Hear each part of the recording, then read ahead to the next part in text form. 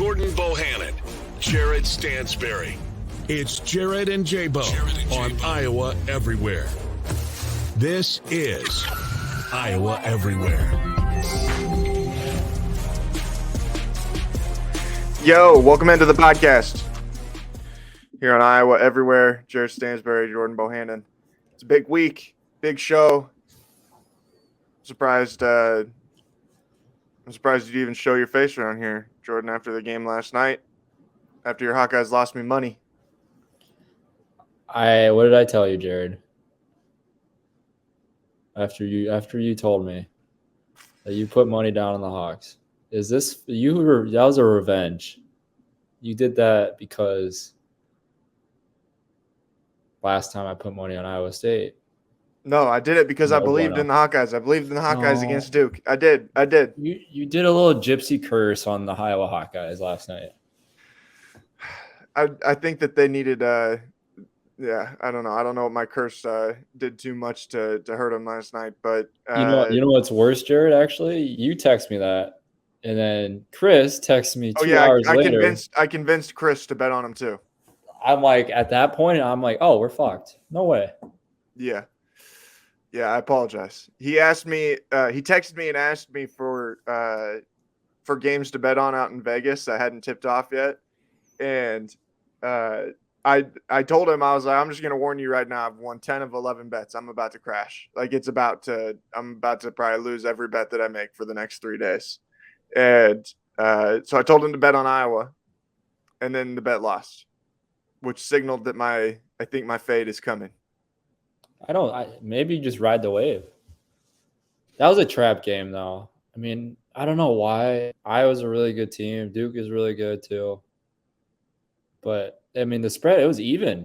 Mm-hmm. It was really even before the game. I'm like, oh, my gosh. Yeah, I did not see the getting kind of your ass kicked coming, you know. Like, it seemed like they had a lot of trouble being able to do what they wanted to do most of the game. And I did not anticipate that. I've watched Duke play a couple times. They've gotten better as the season has gone along, I think, so far, because I did not anticipate what they were able to do against Iowa last night. I think it was last week after they played TCU, I mentioned we were talking about what do we take away from the Thanksgiving tournament, and I was talking about how I think teams found out more about Iowa more than Iowa found out about themselves. And I think that TCU game was a prime example of Coach Shire looked at the game, studied that game film, did exactly what TCU did. And I think Duke took that to perfection. You know, they took Chris out of the game. They pressured guards. They forced a lot of mid-range contested twos. When you're taking mid-range contested twos, you're not against a team like that, a blue blood school like that, they're going to exploit you like crazy. I mean, you look at Tony struggled last night. Chris had 8 points. Phillip was decent. But at the end of the day, you can't be taking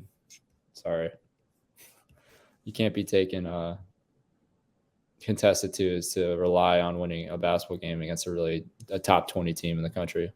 Well, it didn't help they go 3 of 16 from 3 either. That certainly was not a helping point in that. But I just thought Duke was really impressive too. Like I thought that they were a lot better than what I anticipated them being. The Kyle Filipowski, the freshman, big guy. He was only 5 of 15, but it felt like he was dominant in the middle of the paint for most of the night. I don't know. That was just it. He was a much more efficient 5 of 15 than I guess what I thought that he was during the game, because it seemed like there was a stretch where he really kind of took control and was going right at Rebraca, and it just was, it was tough break. But at least they get the quick turnaround, come back, play tomorrow night, Thursday night against Iowa State at Carver Hawkeye Arena. Full breakdown of that game here coming up as we move along in the show. I do want to, before we move on, I do want to say there was a lot of missed bunnies. They had missed a lot of opportunities Iowa did at the rim. Got to credit Duke. You know, they're very long down below, forced a lot of toe shots. I was really surprised. I thought for sure Iowa was going to come out in a lot more 3-2 and 2-3 zone. They did a little bit. I think a lot of it because they hit a lot of threes early on. Duke did, but man, it was just a nightmare matchup. I think for Iowa, Duke was a lot more athletic, a lot longer on the perimeter, able to dribble and penetration, get to the paint, kick out. Obviously, they have Phil Paskey down low, but I mean, I think yeah, if Jeremy Roach plays the way that he did last night, they're going to win a lot of games. right. Like that's probably the guy that's their engine. If he's playing Yeah. at that high of a level, then they're going to have an opportunity to beat a lot of teams, I think. And what worries me too is coming in Iowa State, and you know what I mean. You look at before we touch on Iowa State, but you look at Iowa's road ahead, and they obviously struggle against Duke. They struggle against TCU. You're looking at a Iowa State team that's phenomenal defensively.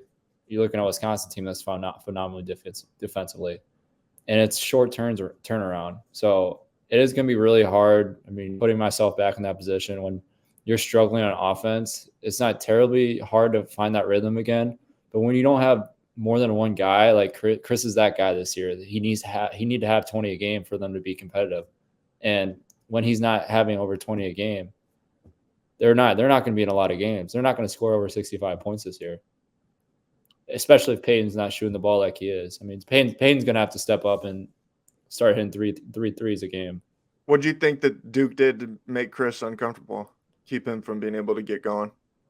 They just put long, athletic guys on him, make him force tough twos, contested threes.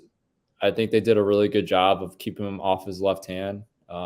Every time that I saw that he had the ball, they were forcing Chris to go right, and they knew that all the spin back lefts, they were just continuing to keep him on the right side of his body, and you really saw that at TCU game.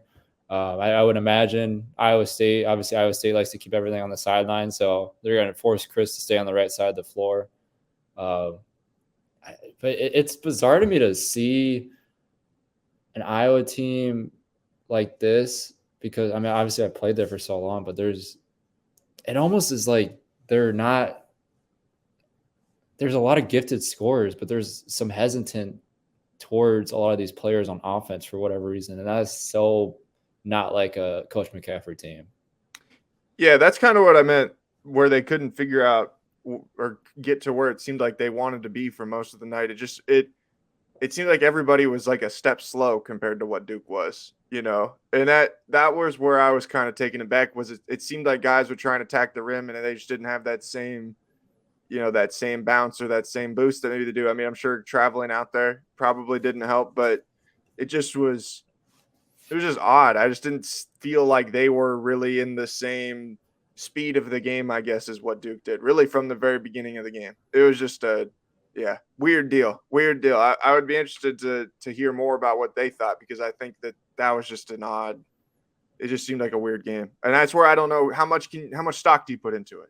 Yeah. How much stock do you put into those struggles? How much does that carry through? Because I don't know that, like, how many teams are they going to play that are like Duke, that just have that talent with, Phil Paskey and Jeremy Roach and all those guys? I mean, like, I just don't think that there's that many teams they're going to play that are going to have that level of athleticism to make them uncomfortable like that. I do think too, towards the end of the game when Fran threw more of the bench in, that was a big bright side for Iowa too, because they need some bench players to step up this year to be really good. I think they are a good team. They're pretty sound. They're one of the more sound defensively teams. Obviously, they had some lapses last night, and they're going to struggle with more athletic teams. But I think for them to be great, I mean, I said at the beginning of the year, Tony was very poor last night, but he needs to average over 12.5 a game. Chris needs to average over 18.5. And they need to continue to run their motion offense through those two guys. But going back to their bench players, that they played really well the last 3.5 minutes. And I think that says a lot about those guys, that they came in and provide a spark. Bowen was great off the bench. For them to do that on that big of a stage, especially the young guys, Fran is going to take that a lot to heart. And I think he's going to start giving those guys a lot more chances coming up, especially these next two games. I can tell you right now, as an Iowa State person, I would have preferred to see Iowa win the game last night and be feeling good going into Thursday. That was kind of how I came away from last night. I was like, well, those guys are going to be locked in. on Thursday night now. There's not going to be any question as to whether or not they're going to be feeling too good, because I don't think anybody's feeling very good after that one. Right. I think tomorrow it's crazy. They already play tomorrow night. Mm-hmm. I'm sure they got back at 3:30 in the morning this morning. Oh yeah, remember we've talked about this. You guys have to lay your foundation for excuses. Yeah. Here The we travel. go. Already It's started. the travel. It's the travel. That's what it is. It's all To about be the fair, travel. like now that I've experienced travel at the professional level, I'm like, okay, you can handle one game that you get back late and you have a turnaround like this quick. It's really not that difficult once you get through it. The thing with college is conference play is kind of like that, to be honest. Yeah. Now. I mean, you travel on weekdays, you get back late, you have a 2-day turnaround.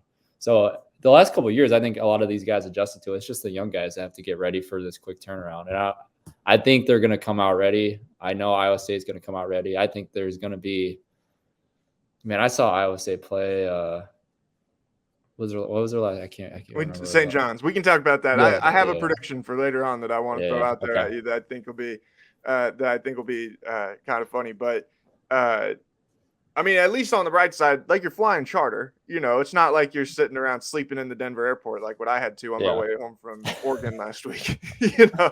Like you're flying charter to and from Iowa City, so it's like it could be much worse. Yeah. All right, let's flip it over. Talk about Iowa State. Before we do that, all of our coverage of Iowa State and Iowa here on the podcast brought to you by our friends at Sweet Caroline's Kitchen and Cocktails in Ames. It's the go-to spot for Iowa State home games, for before and after Iowa State home games, and for game watches during Iowa State road games. If you're looking for somewhere to watch the game tomorrow night against the Hawkeyes, check out Sweet Caroline's Kitchens and Cocktails, 316 Main Street in Ames. Awesome Southern-inspired menu with great collection of burgers, sandwiches, wings, and Caroline's famous fried chicken. I haven't eaten lunch yet. That fried chicken sounds fucking amazing. I'm not going to lie.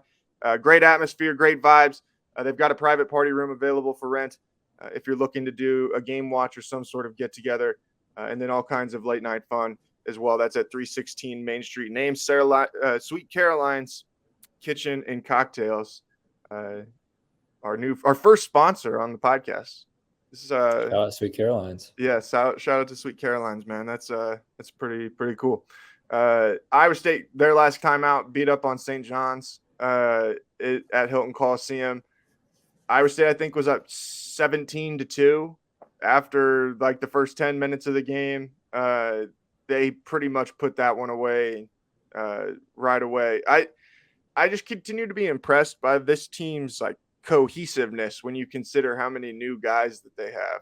It doesn't seem like there's a lot of still trying to figure out each other. It seems like they've kind of hit the ground running. And I mean, St. John's was undefeated team coming into that game last week. Like you would think that they're a team that could give Iowa State some trouble. And I mean, there was never a point where I felt like they were going to be able to make a run on Iowa State. I think St. John's is one of the biggest frauds in college. I would say they're a bad team. They're thinking that they were not a very good team. It's a great win for Iowa State, knocking off an undefeated team, Big East team. I don't think St. John's is going to make the tournament this year based off their non-conference schedule. But all things considered, I think it said a lot more about – I don't know. It was kind of a weird game to watch, because Iowa State, that was a big win for them, but also St. John's undefeated team. I am very – I honestly think St. John's is going to be below 500 in the Big East. I think that's how poor they are of this basketball team. They did not look good against Iowa State. They looked like a soft basketball team. Yeah. Soft basketball team. Like Iowa State was under their skin. Like Andre Curbelo, Iowa State was in his head from pretty early on in the game when he got like Taman Lipsey tried to reach in on him and he shoved him and then he gets a technical and I was like, dude, you're a veteran player. That's a true freshman and you're the one that's like losing your cool right now. Come on, man. And the game just didn't get any better for him. He fouled out in the end, but then I think he didn't shoot the ball very well. Like it was just this team just gets after you, and I think they say that they're a bunch of pit bulls. They just are like nothing flashy about them. Offensively, there's absolutely nothing flashy about them. They just are going to grind you out and they're going to play slower than hell and they're going to beat the shit out of you. And that's why I think tomorrow night, a lot of what'll be I mean, the officiating will have a huge impact on the game, I think, because it will depend on whether or not Iowa State is allowed to defend the way that they normally would want to. And if they can't, then it could be a long night for them. But if they are, then, I mean, it's going to be a slugfest from the opening tip, basically. That's a really good point. I think if we could figure out, I wish there was like some official tracker you could figure out like the night before games and see where all their assignments are for the next night. But that is so true, because if there's refs that are some like Big Ten refs that let everything go, like Michigan State play, they let Illinois play how they do defensively, that is heavily going to lean towards Iowa State and winning this basketball game. If they come in and they're calling every single touchy foul, they're not letting – I think Iowa State is prone to a lot of flopping, which is part of the game now. That's how a lot of teams defend. They force one guy one way, and if they come the other way, they're going to go down on the ground. And it's been really effective. But if they're not allowed to do that stuff, it's going to be a totally different ball game. And that's all in the officials' hands. Well, you have to be good at it too. Like if you're going to do the flopping, I mean, it's all about being disciplined in your help and being in the right spots when you need to be there. And that's how you take advantage of those things. But that's like, I mean, like Jazz Kuntz, like those guys, dude, he is so good at that. But he's also gotten multiple flopping technicals for being good at it, which is the stupidest rule. The flopping technical is the stupidest rule out there, because it just, at the same time, it makes every play is officiated differently. So every official's opinion of what a flop is officiated differently. And it makes no sense. It just is further proving that the officials don't know what the hell they're doing. And we do know what they should be doing. But I just think that I liked how Iowa State this year compared to last year does not have to rely as much on either one or two guards just getting really hot, or you have to rely on having an abnormal night from the 3-point line or something like that. They're much more balanced, where you've got more people who can do some different things, and it's not near as much like give the ball to Tyrese Hunter and let him do something, or give the ball to Isaiah Brockington and let him do something. They can actually run actions and actually like get good shots from that, than instead of just like needing to play hero ball all the time. Yeah, I think also the battle down low will be very interesting. We're going to learn a lot about Iowa, even more. So I think Iowa State has already proven themselves in their identity. Iowa is still, I think, searching for that. And this game tomorrow night is going to be a big eye-opener, either positively or negatively, for Iowa Hawkeye. The players, too. I think the thing here with this game is, like, everyone always wants to talk about the importance of this. Obviously, there is a huge importance to this rivalry game. And I've said quotes in the past, it is a Super Bowl, and people made fun of me on both sides. I mean, if you're not thinking that way, you are not embracing this rivalry game. And that's anyone who says it doesn't matter is lying. Yeah, they are lying, and they're an idiot. Like, you just don't be stupid. Just admit it. It matters to both sides. It's a huge fucking game for both teams. And anyone that disagrees with that is not understanding of what Iowa and Iowa State rivalry is. And that's a shame on that person. That's a shame on them not understanding the whole concept as a whole. But yeah, man, I'm excited. I think Iowa's going to come out ready to play, but I hate, I want to go back to the argument, dude, because I think we can talk about this for 10 minutes before we dig deeper into the game. Because when I played, man, like, I always, like, that game was always circled on my schedule. I don't care, like, the team we were playing before. Obviously, we're going to take that game important. But, man, we playing Iowa State next week. Like, you got to come ready to play. I don't if someone's on your team and they're complaining about, something wrong with their body, like they're hurt, like, I'm cussing them out. Like, you're fucking playing. You're going to get ready to play this game. This is important not only for this team, but important for the university. It's important for players that grew up in the state like myself, because some of these schools, some of the guys in Iowa State, I remember playing when I was younger, they didn't get recruited by Iowa, and they fucking took that to heart. And that's why there's so much fucking on the line on this game, and that's so important to understand. Yeah, I'm interested to see like what like Tamin Lipsey, how he handles the pressure of this game. I mean, obviously grew up in Ames, like grew up around Iowa State, someone who understands it really well, and has played really good ball for TJ Otzelberger so far this year. But how do you handle going into a hostile environment for the first time this season? And obviously an environment that's as hostile as anyone you're going to see all year, really. And It just is. It's funny to hear guys even like at availability. I went to availability yesterday, and you talked to guys about what do you think about the rivalry, all these things, and everybody's got their own cliche answers of what they say, but you still know that there's like some veiled like bullshit to it, where it's like they're just saying what they're told to say, and in reality, that what's being said inside those walls is like this shit matters. Like don't get it twisted. It matters. And I hate anybody that comes out here and says that about any rivalry, that it doesn't matter. And I hate it in football when people try and say that the rivalry hurts one side or the other, because it's just dumb, man. Like it's the right thing to do. Sometimes things are not exactly the way that you want them to be, but it's the right thing for Iowa State and Iowa to be playing each other in everything. It's the right thing to do. Just like it's the right thing to do for Iowa State and Iowa to be playing Drake in Northern Iowa at the end of the day. It's the right thing for them to do. Does that mean that I think they're eventually ever going to do it again? No, but I do think that it would be the right thing to do to play against those teams. And anybody who argues that is just fooling themselves. It's the right thing.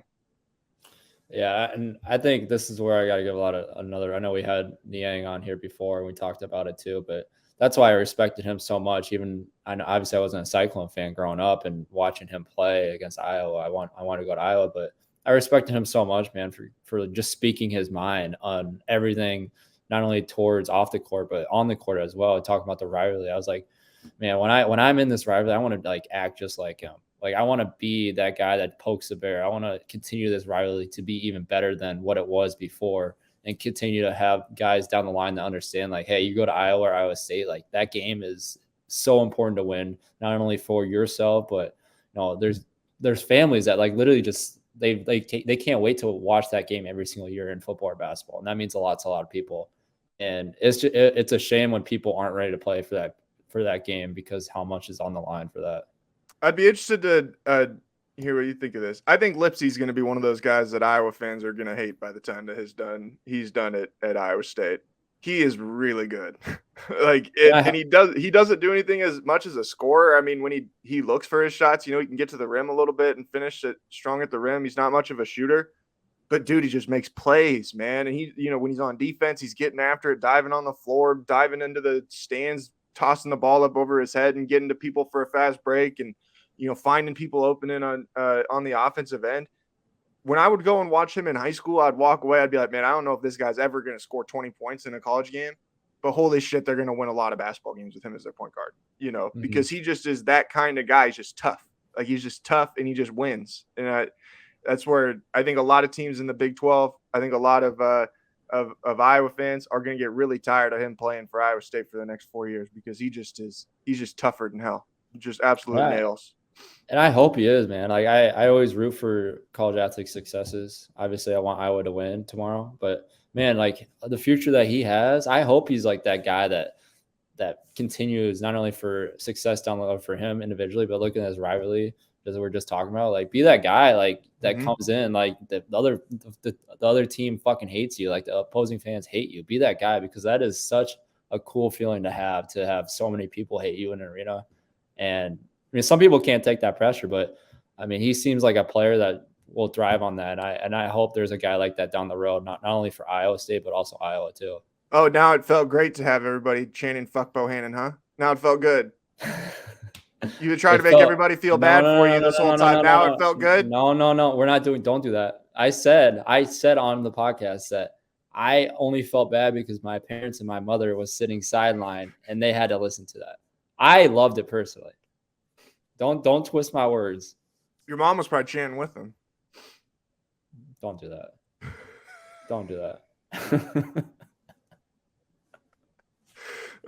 No, I'm just kidding. But no, he reminds me of like an Aaron Kraft, somebody like that. Like just obviously you end up being kind of tied with the program, where it's like that's the kind of guy that when you think of Iowa State basketball, you think of someone like that, that just is gritty, I think would be a good way to put it. And like I said, just a winner, like a guy that just goes out and wins. Did you see the atmosphere this is kind of a side note, but I was thinking about Iowa basketball. Did you see the atmosphere last night in Waukee at the Waukee Joaquin Northwest basketball game. Dude. Unbelievable. I've watched some highlights of the game. That is Iowa basketball, high school basketball. It was when my older brothers were playing. For whatever reason, the last decade has just been terrible for fans going to games and stuff. I remember going to Linmark games when my oldest brother was playing. They wouldn't let people in unless people left the gym. Like it was dick to dick. I couldn't even get a credential to go and cover the game. That's how many people there were. That's how big it was. Like that's just insane. I think they did like a ticket drop for a high school basketball game. That's awesome. That is so cool. Hopefully they didn't use Ticketmaster like Taylor Swift. Oh my god. Fuck Ticketmaster. It's ridiculous. Well, hopefully we didn't have Ticketmaster on the line to do any sponsorships with Iowa Everywhere. If they are, I'm giving them that. That's my present to them. I do want to go back to Iowa State though. What I'm curious is how Iowa is going to attack Iowa State's defense, because we really struggled last year at Hilton, and obviously they run the same exact defensive schemes as they did with pushing everything to the sideline, and it's really hard with the guys that are pushing the sideline because there's so much help from the opposite side of the court, where really that skip pass should be open, but the top guy rotates so quickly and X's out the guy that helps from the baseline. And it's so hard to actually get a good skip pass off first and get a shot off in rhythm with how they play and force those passes uphill. What I was saying when I played there last year at Hilton, because I remember we were struggling the first few minutes. I was like, guys, set a screen on the low side in the middle of the court and attack the middle, because they're not I wouldn't say knowledgeable. Obviously, they're knowledgeable on their defensive schemes, but they're not taught on once someone's beat middle. There's no defensive principles once you break down their sideline to sideline defensive schemes. So I was saying, like, you get to the middle and you have so much opening because they're all out of sorts. They're not in their normal shell defense that they practice on night in and night out. And for whatever reason, we just struggled to do that last year. I would assume they're saying the same stuff this year. The attack, try to get to the middle, stay in the middle of the floor, stay out of the sidelines. Yeah, and that's like where the ball pressure and all that stuff comes in. Even when you do get in the middle, you got to put pressure that's like you make the other person so uncomfortable it doesn't even matter that they're in the middle of the floor, you know? Right. And that's where I think Iowa State this year, it's been good for them to be able to have guys like Jazz play on the wing instead of having to play down in the post, because he is so good at coming across and stealing those skip passes to the corner. And Gabe Couch's really good at that. Caleb Grohl's really good at that. But having those two guys with Oshun, even Hassan Ward as well, who's come in as the transfer from VCU, having those two guys and then having Robert Jones to protect the rim and protect the paint has taken their defense to another level where they have that guy. Last year, they didn't really have a guy who was a true rim protector. Yeah. Now they've got guys down there who can really block some shots and really turn people away. And it's like now they're forcing people to either shoot contested threes or to shoot those contested mid-range shots like you were mentioning before, where it's just like you can't get good shots against these guys, you know. And if you're going to get good shots, you really have to work the ball really well and be really disciplined in what you're doing. Yeah, and I would imagine, too, that Iowa has worked on – they're probably working on it right now as we speak, of attacking that skip pass and dribbling into the middle of the floor, knocking down those mid-range shots and shooting them when they're open. It's one thing to shoot them, but you also have to shoot them at the right time. Like, Iowa can't come down, take two dribbles to the baseline. The help comes. They skip the pass up top. There's that X out from Iowa State, and they take one dribble and shoot a contested shot within 10 seconds of the shot clock. Like, you have to make Iowa State work, and you have to really find that hole, because there's holes in every defense. I don't care how sound of defensive coach you are or team you are. There's always going to be a hole in that defense, and Iowa's just going to have to be the most patient they've ever been this year when they attack them tomorrow. I was just going to say, that's why going into that game last week against St. John's, I had a feeling that Iowa State might have an opportunity to, like, if it was going to get out of control either way, I felt like it was going to be Iowa State, because I had a feeling that St. John's was not going to be disciplined in that, where they were going to come down and just fire shots, you know. And it's like, you have to get the right shots. You can't just be going up and down firing the ball up in the air at will, because they're going to let you, like Iowa State's like, shit, if you want to just fire shots up, go right ahead. Mhm. We'll let you stand out there. I mean, look at like what Texas, when Creighton played Texas, what they did, where Creighton couldn't hit the broadside of a fucking barn shooting a 3-pointer. Texas is like, shit, if y'all want to stand out there and shoot threes all fucking night, like go right ahead. You can't make one. And we'll let you play as fast as you want, and we'll let you fire up all the threes that you want because we're going to win at the end of the day. And I think that's where Iowa State is really good this year, is like, if another team wants to play really fast, they're like, yeah, you guys go right ahead and do that, because then we're going to play at a snail's pace going back the other way. And then it's like they put you in like a boa constrictor, and it's just like slowly tightening the boa constrictor. And as the lead gets, like, as you can grow a little bit of a lead when you can defend that way, you just, like, 10 points feels like 20, and especially when you play as slow as they do offensively and you're disciplined in what you do offensively. Yeah. It's all about discipline as much as anything. Yeah, exactly. And that's perfectly what I was going to say next on. Iowa has to reestablish their transition game, and they've been really poor. They were poor with Duke. They're not pushing the ball like they normally do. The wings aren't running to corners. We're not having a post up in the middle of the floor every single time down. They have to reestablish that for them to be really good offensively this year. And it is really bad timing right now because they're playing a team that is so good defensively, like Iowa State is, and they want to force quick shots. And Iowa is okay doing that, but they have to be patient. If they don't have a great shot in the first 5 seconds, the philosophy has always been shoot the ball within the first 5 seconds if you're open, or shoot the last 5 seconds. There should never be that mid contested shots in that middle of this, that range for a shot clock.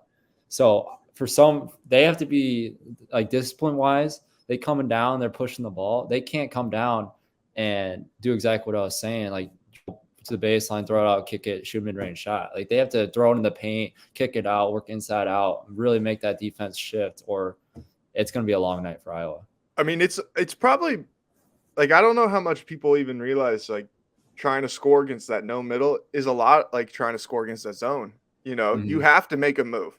You can't just be like, I'm going to break them down, because you're probably not going to be able to. You got to be able to make them move side to side and make them rotate and make them have to switch and do their X's out and things like that, and like make them actually guard you, and that's where too. I mean, for Iowa, it'll be key for them to get stops to get out and run at all, because Iowa State, if they can set that defense, that's when they can really start to give you trouble. And that's where it's like, Iowa, to get out and run, you got to get stops, and that's the other thing that I think people sometimes don't think about. It's like, if you can't get stops, what's it matter?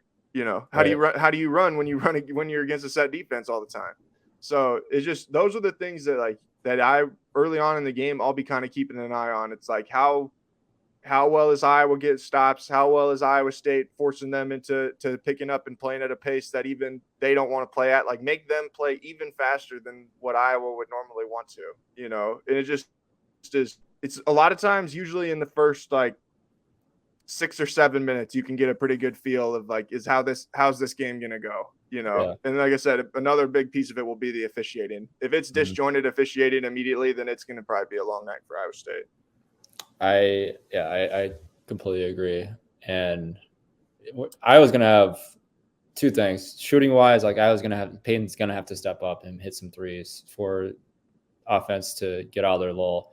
But also, you touched on it a little bit, like stopping Iowa State and getting transition opportunities. They've struggled with that as well the last couple games. It's been a big reason why their offense numbers have been so low this year compared to relatively to last year's and years before that. And if they're able to get stops, get in transition, get in their 12 press, and force Iowa State to start their offense around the 17-second mark in the shot clock instead of the 25-second, that 8 seconds makes a huge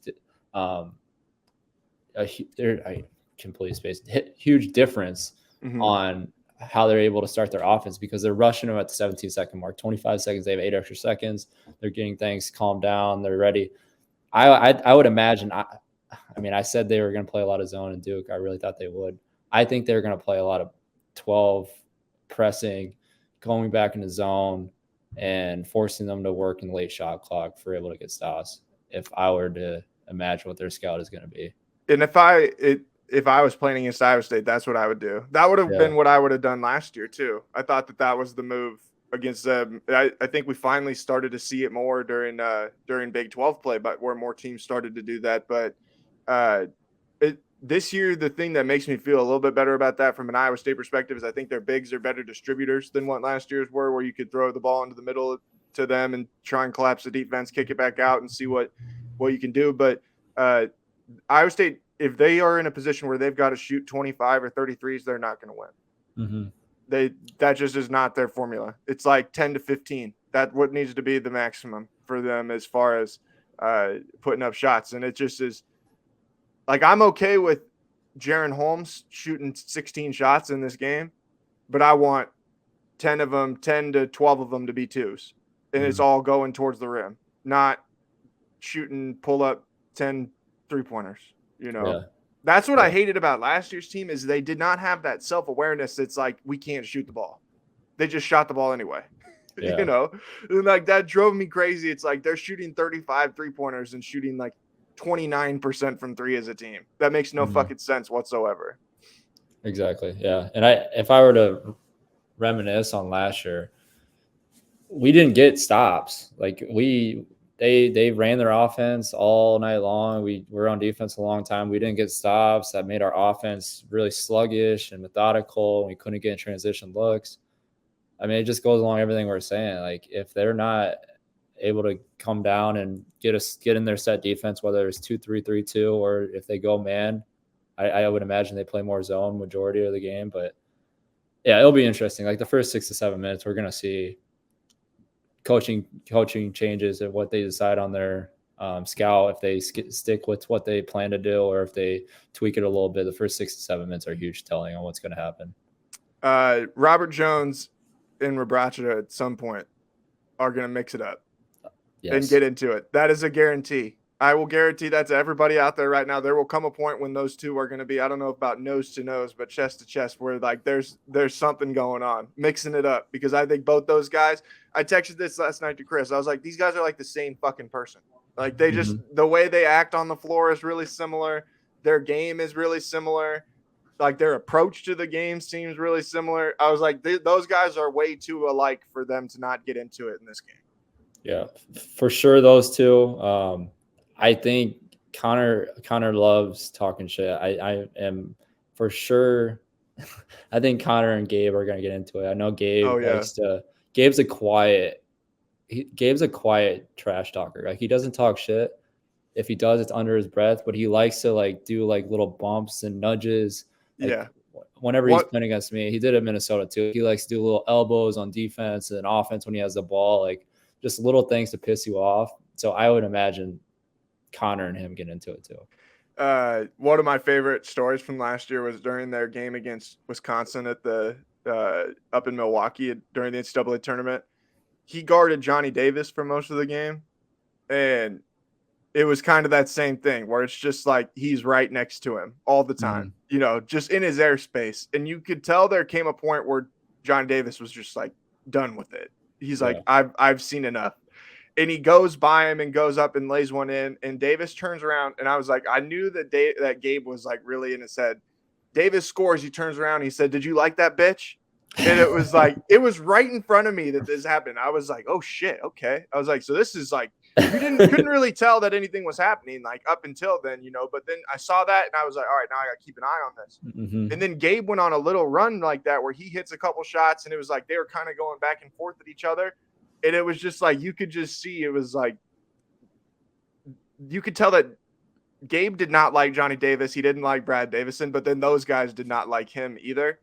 And it was like, that's what made that NCAA tournament game kind of fun, is you can end up with some like really random storylines, It's like, it's even like last night, Chris Beard going up against Terrence Shannon Jr.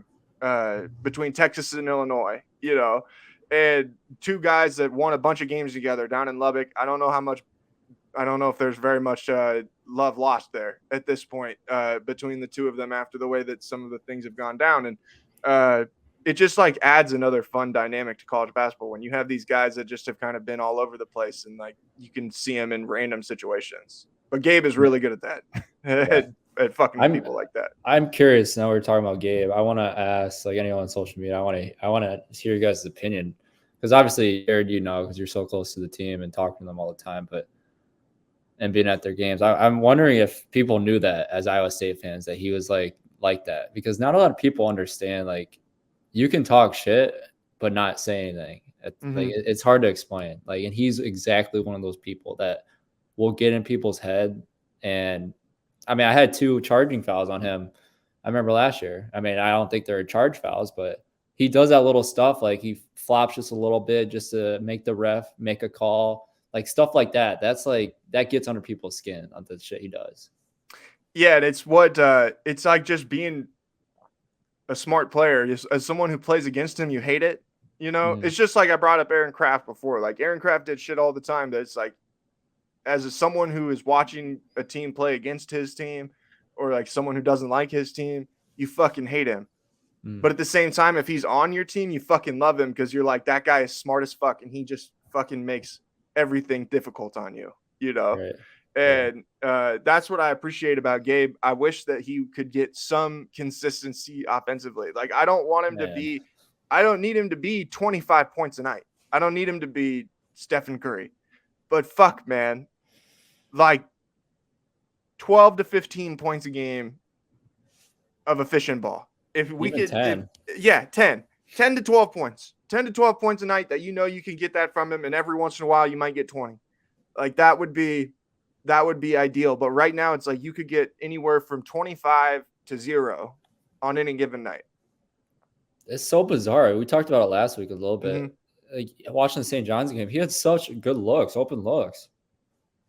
I mean, he had a corner 3 that just looked like it was even bottom of the net and just clanked off the side of the rim. Like it's so bizarre to me to have a guy that shoots the ball, has shot the ball so well in the Big Ten, and he's done it a couple, throughout his career at Iowa State too. But a guy like that, he should be way more consistent than what he's been doing for sure. Well, it's also, this is a game I'll tell you right now. It wouldn't shock me at all if Caleb Grill plays well in this game. This is a Caleb Grill moment right here. But his numbers are incredible, dude. He shoots like 27% from 3 at Hilton Coliseum. Never seen anything like it. Like he cannot make a 3 at Hilton Coliseum, but then he shoots like 50% on the road or at neutral courts. I've never seen anything like that. Who? Did you? Couldn't shoot the ball well in Iowa City? Dude, I mean, obviously I had great games in Iowa City, but for whatever reason, my percentages are so much higher in away arenas. I don't know why, but I always shot the ball better at away places. It's bizarre. Some people Iowa like State that. fans think it's the lights. They think they changed the lights in Hilton Coliseum. It's harder to shoot in there now. I will say Iowa State is a hard place to shoot. I don't know if it's because how open like is behind the baskets to the stands. Like it's not that open, but like there's a huge depth perception. It's almost like a huge NBA arena with how far the hoops are in front of the stands. Like it's hard to explain. Well, and I think if you look back at like the clips from, really when George played, the crowd is much darker there than what it is now. The crowd is lit up. So I've wondered that before, if like the crowd being as lit up is what it is. It kind of eliminates what backdrop you did have. There's no darkness. Like you're just shooting. There's just people behind there. And because it does seem like the shooting just in general in Hilton Coliseum has gone down considerably since they changed the lights. But it's like, I'm not going to be the conspiracy theorist that blames the lights, because I'll blame the refs all night long. Like, don't get me wrong. I'll blame the officials all the time, but the lights, I draw the line at blaming the lights for why people can't shoot the ball well. I'm down to go that rabbit hole for whatever reason, dude. It's like your ball goes in like this oblivion. Like it just goes in outer space when you see the ball in the air at Hilton Coliseum. I've seen it. I think I've seen it. Obviously, I've hit a couple threes there. Like I haven't been 0 for, but I've seen it. I've shot a 3 and I've seen the ball. It's like, where did the ball go? Like what happened to the ball? What do you think the crowd will be like tomorrow night? Think it'll be a good one? I hope so, man. It hasn't been good at Carver. Are they giving out any free pizza? I have not heard. I need to check in the social media strategizers. Better get the free pizza out there for everybody. Yeah, I would imagine it would be a good crowd. I hope they fill it. I really do. but who knows? Yeah, that arena is always fun when it's full, but it's just Dude, like it's a great arena. yeah, I think it gets a bad rep because it's just obviously weird. the students. I haven't It's a really been to weird very setup. yeah. I just It's haven't a been to bizarre many setup. arenas like that. Yeah. But man, when it's sold out, like I've played in a lot of sold out games. Like it hasn't been terrible fans showing up Mm-hmm. attendance wise. Like I was always in the top, like I think it's top 30 usually in attendance in the country. Like it's not terrible, but when that place is sold out and bumping, like that is one of the best atmospheres in the country. No one can say differently because who's ever experienced it would agree with that. It's just weird going there where there's no upper deck, like Yeah. it's all just one. That kind of Mhm. makes it it's almost like the big house, like in football, where Yeah. you don't have the upper deck. So like everything's so spread out, but you have the same number of people, and it just like it I don't know. It's just weird. It's cool. Like I enjoy going over there and going to games there. Hopefully like I'm just hoping that I don't get trolled by anybody or anything like that. Don't get anybody talking shit to me. If I was there, I would. Huh? If I was there, I'd talk shit. Well, yeah, I mean, I know you would. You'd talk shit to everybody. You'd be out there, probably be out there on the court talking No, shit to the team. You'd be sitting like sitting courtside. I always said that I only talk shit when people talk shit back to me. Anyone that's ever played against me would say the same thing. Like any former player, they've never heard me talk shit unless someone talks shit to me. Always been All right, like that. all right. Make a prediction for the game. Obviously, Iowa winning. I am going. Are we going score wise too? I don't care. I mean, I guess yeah. I'm going Iowa 79-75. I think it's gonna be a really close game. You better bet the over if you're going to say 154 points. I bet that number's not going to be 154. I can promise you that. It'd probably be 140, something like that. I bet it'll be 143. I haven't looked at it yet. I bet it'll be below 140s. Here, I can tell you what Ken Palm's got. They've got 73 to 67, so 140. Yeah, right there. Man. Yeah, so probably right there in that range. I think it'll be a close one. I could hope see it's a it fun go. game I to could see watch. it going either way. I think it's like it'll be close either way, and it just comes down to who makes the plays at the end of the game. I'd probably lean Iowa just because it's at home, but I don't know that I would feel uber confident about it picking either team. I just want this game to, like, dude. I want to see a guy like George, or hopefully I'll put myself in that position like he was, like a guy that just fucking loves his rivalry and will do anything to further it. I want to see someone step up and be like that. Who's a young guy for Iowa that maybe could be that? Peyton Sandford? Do you think he could do that? Payne's too quiet. Yeah. Obviously Connor's always been Connor. Connor will be like he normally is, but I want a young guy. I feel like Connor and Patrick are almost disqualified from being able to be part of it because of their family connection. It's like obviously you're going to be like the one that people at Iowa State don't like. Yeah. You don't even get a choice of like whether or not people hate you. Right. The funny, this kind of reminded me a little bit. I remember like coming to Iowa freshman year, way long ago in the dark ages. Everyone started laughing and cheering. Yeah, fucking old and getting tired of the jokes. Okay. Yeah. But I remember being in the locker room and we're playing.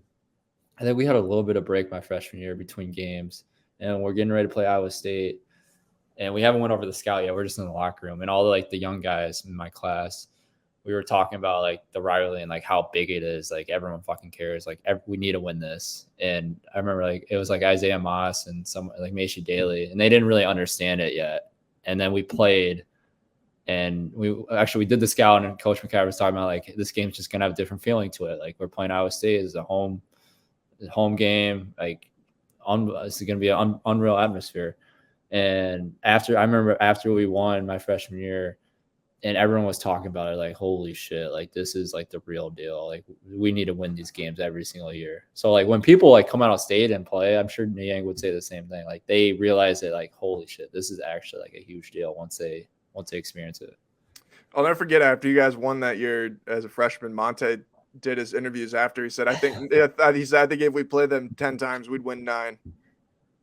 That was a terrible quote. I'm all for talking shit, but how do you say that after we won by 15? That was one of the funniest things I'd ever heard in my life, dude. I'll never forget that shit. I was like, because even I'm sitting there. Most of the time you're like, oh yeah, like I want all of these fucking crazy quotes, But even there, I was like, shit, dude, I don't know about all that one. That's That was a rough wild. one. That was a wild one. I've Yeah. never, yeah. And Pete, I remember watching. Peter Jock was so good that game. Yeah. Like so good. I mean, he just gave me free assists that entire game. I was like, I'll pass it to you. You'll knock it down. Cordell Pemsel had some big buckets in that one. Yeah, if I remember right. Yeah, dude. That place was that's one of my favorite games I've ever played in. Like we were lit that game. Like we were going crazy. Then we went out the night after. Like it was a really cool night. You were a freshman. You went out. Yeah, it was before 10 though. Only for about 10 minutes after the game. Sue me.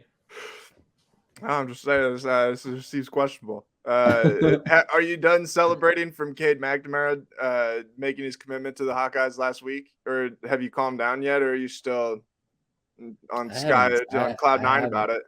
I haven't celebrated. I don't know what the celebration is. I don't know. It seems like a lot of people have been celebrating. What are we celebrating? You got your quarterback. We got a quarterback. Okay. Oh, now you're gonna be the one that's like, oh yeah, come on, man. What do you mean? Got a quarterback. What? You were texting me last week about it. You were all excited about getting Cade McNamara. I don't remember that. And I said to you, I'm always even keeled, Jared. You know. Yeah, always even keeled. Always even keeled. No, I just thought it was funny when he committed. Everybody forgot about all the problems all of a sudden. Everything else that had been wrong with the offense. We talked about for a whole season. It's like the offensive line ain't been very good. Receivers don't have any receivers left. Like this game against Kentucky is going to be one of the most disgusting football games in college football history. But you get that quarterback, man, and everybody forgets. It's like, hey, we're coming now. That's what's so funny. Like we get all these transfers and we get a quarterback, and we're like, no one's talking about the bowl game. Right? No one cares. Like no one cares that we're playing Kentucky and Nashville. Like it's not even a thing. I feel terrible for Joey Labus and the May kid that they're gonna have to make their college debut in this bowl game because they're just gonna get get roasted, dude. I guess it's gonna be sad. Yeah, that's brutal. I feel bad for those guys. I'd be in the portal too. I'd be like, yeah, no, I'm good. There's a lot more defensive guys that went in the portal than I thought. I didn't think there would be a lot of guys from Iowa going in the portal. Man, that portal it's unforgiving. Mm-hmm. You can have people go in there when you're least expecting it. There's been 1,000 people that have gone to the transfer portal in the last 3 days. More than 1,000 people have gone to the transfer portal. I think it's awesome. It's so cool. It's crazy. I was doing a radio hit today, and someone asked me, like, what do you think Iowa State football? What are they going to be trying to go get in the transfer portal? And I was like, well, you like start to throw out a couple positions. All of a sudden, it's like, shit. I mean, you got every option that you could fucking imagine. Like, there's every player out there. It's like, what spot do you need? Right. We got him. Dude, it's crazy. It's actually the craziest thing I've ever seen. It's like going to Best Buy to buy a TV. What kind of TV do you want? We got them. You want this 52-inch right here? We got you. Want this 48. Or do you want a black and white TV? We still have those. Or it's even like Walmart where you could get everything from $1,000 TV to a $20 TV. Like you go into the portal, you think that you got this kid from some FCS school or something like that. It's like, no, that's the little TV from The Office that they break in the dinner party. It's a great analogy. It's like Best Buy. That's what the transfer portal is now. Great. Oh man, did you see yesterday that I texted it to you that you can bet now on where people are gonna go in the transfer portal? Yeah, that's gonna. I saw what you said. I agree. I can't imagine how this could go poorly. Yeah. What if there's a cousin that knows his brothers or his? Well, even cousins. A lot of times before kids commit, I know about it. That I could go. Yeah. Even like a reporter, like they get what's it called, an embargo, like so they don't release the story yet. Isn't that what it's called? Yeah. Yeah. I mean, yeah. What happens like when that happens and they throw $100,000 down? Oh, surprise! Well, He's going to Michigan. That's probably why the only book that was offering it, I believe, was Bovada. Like, I don't think you could get on Circa Sports and probably bet on that, but you could certainly get on Bovada and bet on that. want to go with your offshore. That's just weird though, dude. When I saw that, I was like, gosh, that might be the point when I'm like, yeah, I'm kind of turned off by some of these things. But no, it is just interesting. It's just crazy to see how many of these guys go in the portal. It'll be interesting to see how these next couple months go. Like, just imagine being a coach right now. You know, you go from what it was before to now you've got this rush that's just like it's constant for however many days that you have to be mining this transfer portal, you know, to try and add to your team. It just is man, I don't envy anybody that's their job to try and have to navigate this stuff. Yeah, that's got to be an insane experience just trying to navigate it. I can't even imagine. All right, man. Well, good luck tomorrow night. We'll same to you. Thank you. We'll see what happens. I'll let you know if anybody tries to give me any trouble in Iowa City. Can I just say that I know you? I can just start name dropping. Hey, I know Bohannon. No, because I don't know. Maybe there's an Iowa that fucking hates me. And they're like, oh, and you guys become great friends. And now there's 2 people against me instead of 1. I'm sure that's exactly what will happen. I think that I don't know if Chris has talked to you yet. He did talk to me. I know he wants us on the pregame show tomorrow night on Iowa Everywhere. I think it starts at 5. So everybody tune into that. That'll be on all the social media channels. But until then, we'll talk to you guys soon. Peace.